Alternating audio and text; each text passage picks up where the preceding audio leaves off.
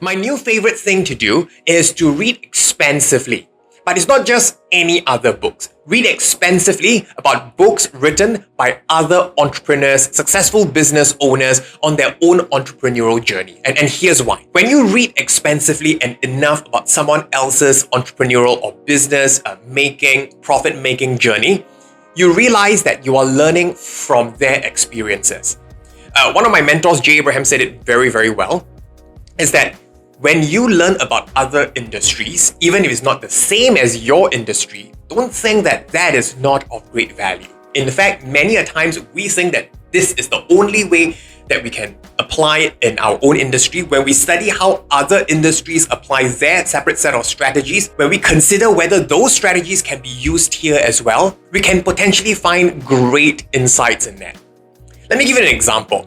When COVID-19 hit, and it hit us quite badly, my own business, we are involved in doing the on-site training. It's public speaking after all. So you offer an actual live crowd in person for the audience to practice on-site, in person. And when COVID hit, all training had to be done online. So all of a sudden, everything done online, whether it's pre-recorded training or whether it's live training via Zoom or Google Hangouts or Microsoft Teams. When that happened, it was a real shocker for us.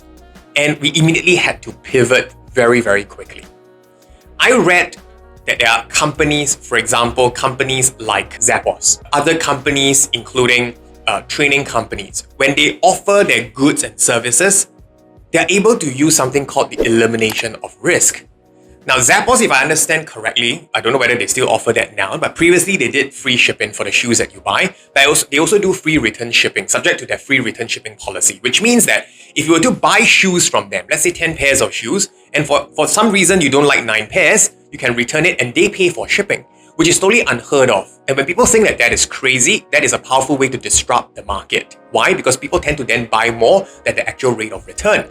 And the cool thing about that is the whole concept of elimination of risk. So by studying that from another industry and see how it applies in our own, while we can't do necessarily that because we don't sell physical products, what our marketing team together we did was we decided to have a pre-recorded kind of training funnel. So it's a pre-recorded training course and it's very, very extensive. Plenty of videos. And we decided to then go with something that we learned elsewhere as well, which is the elimination of risk. And we said it's going to be 30 days money back guarantee, no questions asked. There was a huge risk. What happens if people abuse the system? That means by some reason, after day 28, after day 29, I just don't like, they could have abused the system by, well, I study the material and all, I watch it over and over again. Day 28, I've consumed everything already, and I just say that, okay, I decide to just refund, ask for full money back. We will still have to say, sure, no problem, may you be well and happy, and then give the money back. When we were deliberating whether we should or should not, eventually we came to a consensus, and that was, at the end of the day, will there? There will be. It's not a matter of if, it's a matter of when and how many.